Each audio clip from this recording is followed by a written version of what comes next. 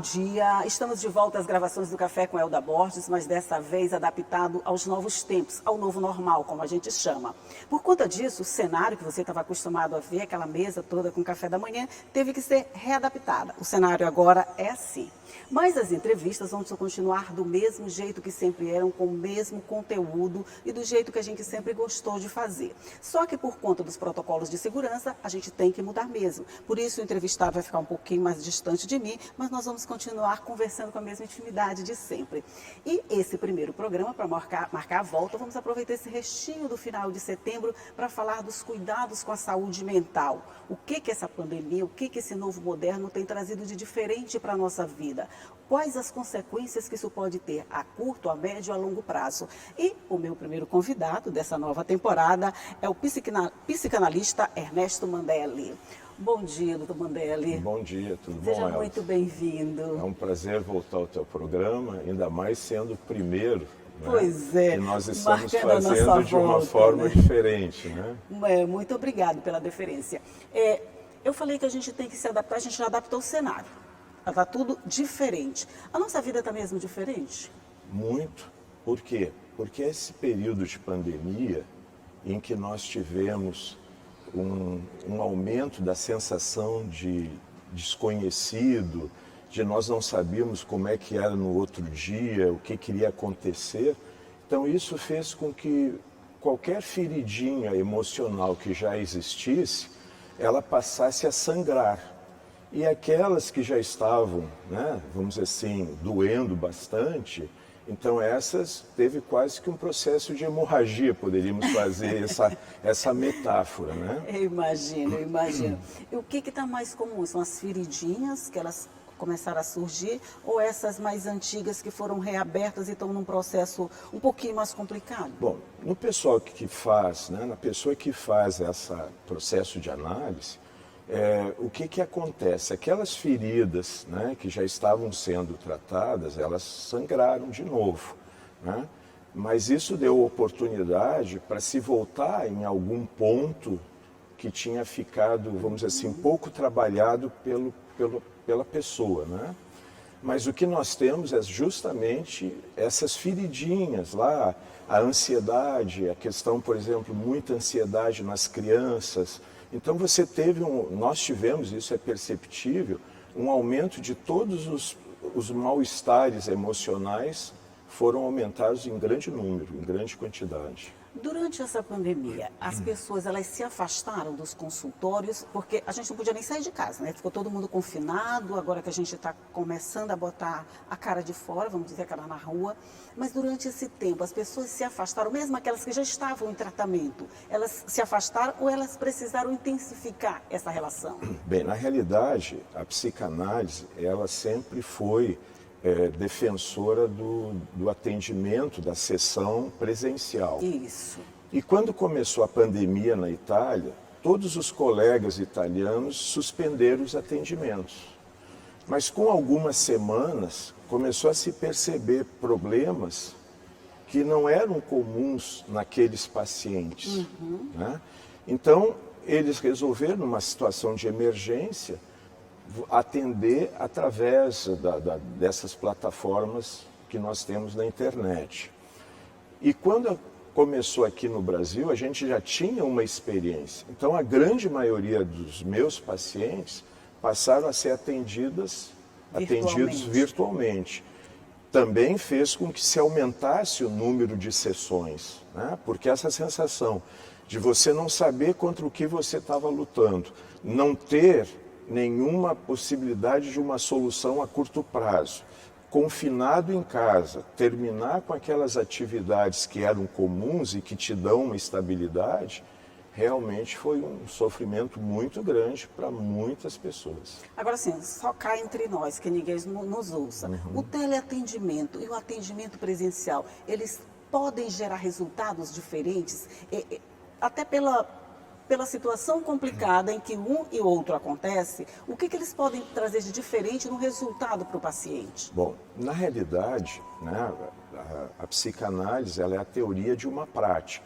Então, aquilo que acontece no consultório, você leva, escreve sobre aquilo a partir daqueles processos, vamos dizer assim, aqueles fundamentos do Freud e Lacan. Então, o que nós percebemos, né? Que para uma situação de emergência, o atendimento virtual, ele resolvia a situação. Mas nada substitui o atendimento presencial. Por quê? Olho no olho, Porque né? e também a questão do nosso corpo estar presente, né? Porque nós, A na linguagem realidade... corporal, nesse caso, é muito importante. Isso, e né, nós não doutor? temos apenas um corpo físico, nós temos um corpo emocional, né? Então, essa questão do aconchego, né? do acolhimento que o paciente sente no consultório, ele não sentia virtualmente. Então, para o processo de emergência, valeu. Tanto é que em junho já se voltou, com todos os cuidados, todos os protocolos, já se voltou a atender presencialmente. Aí agora só me chama a atenção. A linguagem corporal, nessa questão, ela é muito importante, quer dizer, para o profissional detectar as emoções, aquilo que o paciente não diz verbalmente, ele vai expressar através da linguagem corporal. E isso deve ser um fator fundamental nesse tratamento, né? É muito importante, sabe? Realmente, usando a tua palavra, é fundamental. Porque você percebe, né? Por exemplo, o músculo do rosto se mexer, né? Quando está falando alguma coisa, a posição dos pés. Então, tudo são sinais que, a partir daí, o analista vai atrás. Isso, né? eu imagino. Eu imagino que é assim, quer dizer, eu nunca fiz análise, por exemplo, fazer. Eu acho que depois desse período todo mundo vai precisar. Mas nós vamos fazer aqui uma pausa rapidinho na nossa conversa, é só o tempo de tomar café, porque só o cafezinho ainda pode, a gente não está comendo, mas tomar café a gente ainda pode. E a gente volta já já.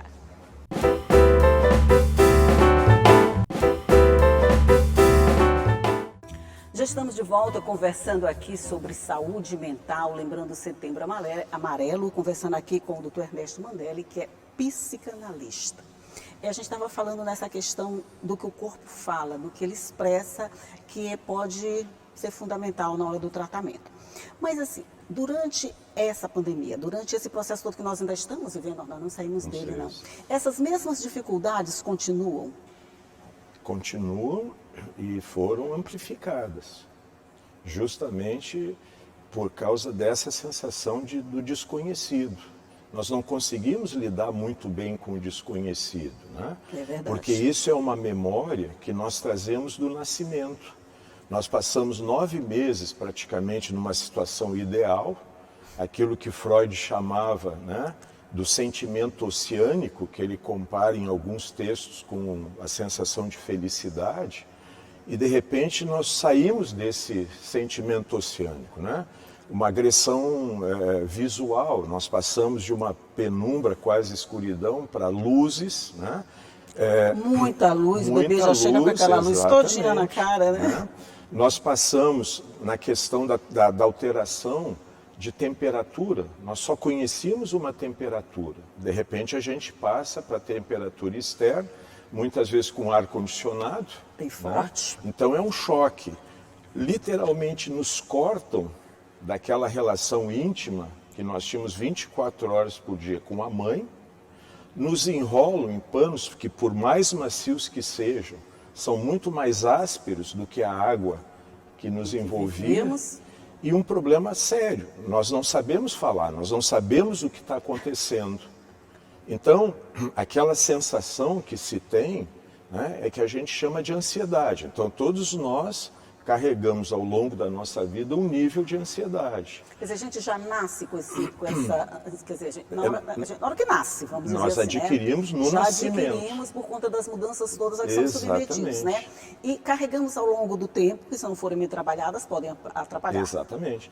E se nós tivermos, por exemplo, uma mãe, que é uma mãe que nos dá tranquilidade, por exemplo, quando o bebê mama, desde a primeira vez ele vai olhar sempre para os olhos da mãe. Porque ele quer saber quem ele é, né? Ele saiu daquela situação. Então, se você tem uma mãe que o acolhe, né? Que tem sensação de tranquilidade, então você vai ter um bebê que vai ser um adulto com um nível suportável de ansiedade. Agora, se você tem uma mãe que, por causa do parto, ou por causa de problemas que já existiam antes. É uma mãe ansiosa ou uma mãe desligada, aí você, além da ansiedade, você vai criar um vazio. E esse vazio é que é o responsável pela maioria dos suicídios. Isso foi longe agora, né? Só volto já nessa questão do suicídio. As mães que dão luz agora, se o bebê, quando a gente está preparada psicologicamente, bem psicologicamente, ele já chega com esse nível de ansiedade, os que chegam agora, quando a mãe já está nesse estresse, preocupada com o filho que vai nascer num mundo diferente, cheia de dúvidas, cheia de incertezas, ele pode carregar trazer uma carga de ansiedade um pouquinho maior? Um pouquinho não, bastante maior. Né? E aí, por exemplo, a nossa vida, ela é cheia de incertezas. Sem falar antes da pandemia. Sim, já era. Então isso vai fazendo com que você enfrente aquelas situações já com um nível de ansiedade. Porque, na realidade, a ansiedade é medo. Então todas as nossas reações fisiológicas, emocionais, são iguais às do medo. Só que resolveram, né, fazer vamos dizer assim, fazer um protocolo de que quando você não sabe do que você tem medo, se chama ansiedade. E quando você identifica o objeto, você chama de medo. Então, por exemplo, um dos processos da análise é exatamente a pessoa descobrir o que causa nela essa ansiedade. A ansiedade é o precursor do medo? São iguais. As sensações são iguais, exatamente iguais. O processo fisiológico, o sistema nervoso, as sensações que provoca. Só que com o medo, você tem, por exemplo, medo de barata. Aí você evita a barata. Mas quando você tem medo de alguma coisa que você não sabe o que é, aí vai aumentando a ansiedade, que é o medo. Porque qualquer coisa pode ser aquela coisa que te traz o medo. Exatamente. Que você não conhece. Porque, na realidade, tudo depende das nossas fantasias, né? Porque o nosso mundo mental é um mundo de fantasias. Então, o que acontece? Muitas vezes a criança que sofre um trauma, ela, na realidade, não sofreu aquilo. Mas ela sofreu aonde? No pensamento. No pensamento. A gente pode ter, a partir de agora, uma geração de crianças mais hiperativas e ansiosas? Com certeza. Cada geração, nós estamos tendo crianças mais ansiosas, né? Tanto é que o diagnóstico do transtorno, né, déficit de atenção e ansiedade, da hiperatividade, está crescendo. É verdade. Só que, infelizmente, né, nós tratamos as crianças com medicação. E a medicação, um dos componentes que na maioria das vezes é usado para a hiperatividade, ele vai fazer com que a criança perca aquela sensação de quê? De curiosidade, aquela sensação, né, vamos dizer assim, de brincar. Então, saiu agora, uns 4, 5 meses, um livro justamente sobre isso, a questão de fazer a medicamentalização da criança, quando muitas vezes a questão é apenas comportamental. Então você tem um pai e uma mãe que são ansiosos, a criança vai ter um nível de ansiedade maior. Isso é complicado. Mas nossa conversa está tão boa que eu vou fazer outro intervalinho só para a gente voltar mais um bloco para continuar conversando. Mas é um minutinho só e eu volto já já.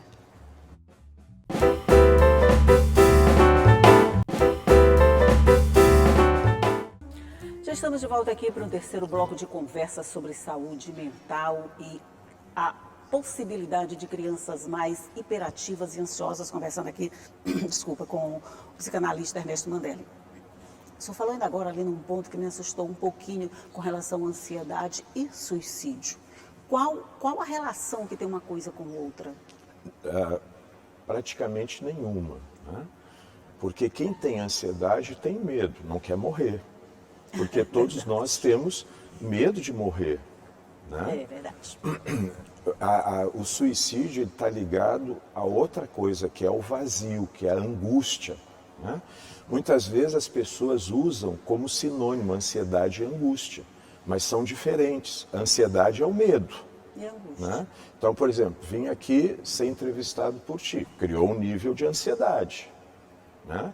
Mas não me criou angústia, porque angústia é uma sensação de vazio que vai doendo tanto, né? Que a grande maioria das vezes, se não for tratada essa angústia, o que vai acontecer? A pessoa vai achar que a única forma de escapar daquela dor, porque é uma dor, é suicídio. Interessante essa comparação que você fez. Comparação não, essa descomparação. Isso, Não sei se a gente usa essa separação, palavra, diferenciação. Mas essa diferenciação entre angústia, porque às vezes a gente, eu estou tão angustiado, eu estou tão ansioso, a gente acaba confundindo as duas coisas, né? Exatamente. E achando que ansiedade e angústia são as mesmas coisas. Não, não são sinônimos, não Não são são. a mesma coisa. O que me gera ansiedade não é o que me dá angústia. Isso, eu poderia dizer de uma forma metafórica que estão em extremos opostos. Sim, sim, sim, Né? sim. Dificilmente, né, uma pessoa ansiosa vai se matar, por causa exatamente do medo. Né?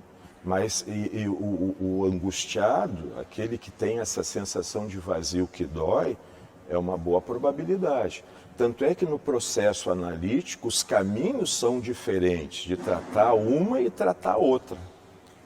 Nesta situação, neste tal de novo normal que estamos, essa sensação de perder o emprego, de não pertencer a um determinado nicho, de ter sido excluído de determinados nichos, de ficar em casa, isso pode gerar mais ansiedade ou mais angústia? Na maioria das vezes, mais ansiedade. Né? Mas você tem algumas pessoas que já carregam um nível de angústia grande e que isso vai fazer, muitas vezes, que ela procure um suicídio quando perdem o trabalho. Porque nós nos defendemos da angústia colocando coisas no lugar. Né? Então, às vezes é o álcool, às vezes é a droga, às vezes é a comida. Para escapar do vazio. Para escapar do vazio. Né? Tudo é preencher este vazio. Preencher esse vazio. Então, pessoas também fazem do trabalho isso. Isso é Né? verdade. E se elas perdem o trabalho, imagina o enorme vazio que fica. Imagina o enorme vazio, né? São características genéticas, vamos dizer, eu já posso nascer com uma tendência genética a ser mais ansioso, a ser mais angustiado, a ter mais aquilo, ter mais... Tem essa relação também? Com a genética, não. Tem com a geração. Né? Por exemplo, quando eu nasço, eu sou colocado numa cultura, que é a cultura da minha casa. Naquele momento, naquela casa, Né? certo. Então, se as pessoas que compõem a minha casa têm mais angústia, a questão que eu vou desenvolver, a criança vai desenvolver um nível maior de angústia. Deixa eu só fazer papel de advogado contra, adoro fazer papel de Ótimo, advogado. isso é bom.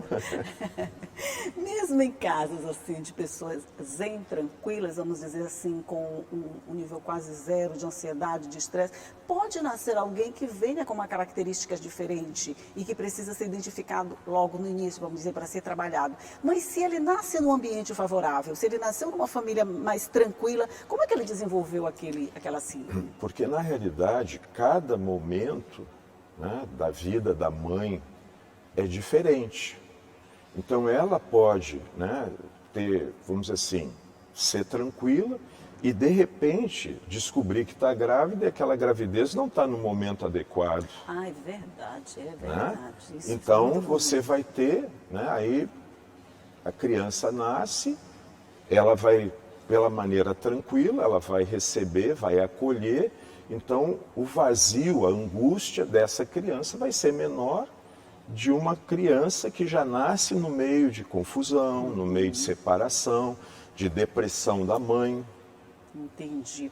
Mas as emoções da mãe, quando você se descobre grávida, mas você não queria uma gravidez naquele momento, assim, até inconscientemente você passa a rejeitar essa gravidez e esse serzinho que está sendo gerado.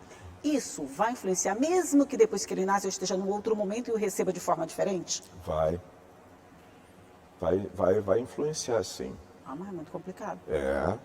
Eu sempre brinco, se nós pais soubéssemos a Vou até tomar café, responsabilidade porque isso é muito complicado. de criar um filho, provavelmente o mundo já havia acabado, né? Porque a pessoa Se tem a que gente ter fosse pensar coragem, mesmo, né? e só ter muito amor mesmo para poder você gerar e criar. Pois é, eu fico pensando, quem tem muitos assim precisa de muita coragem mesmo, viu? Porque às vezes a gente para logo com o primeiro, né? Uhum. Eu fui mais adiante, foi logo com 3. Mas quando a gente para com o primeiro, se você parar para pensar, você vê que é um processo complicado e delicado, Isso. muito delicado. E cada vez mais, por exemplo, antigamente você não tinha o nível de exigências que se tem hoje, né? Então, por exemplo, você tinha lá família de 5, 6 filhos. Então, a maioria trabalhava para quê?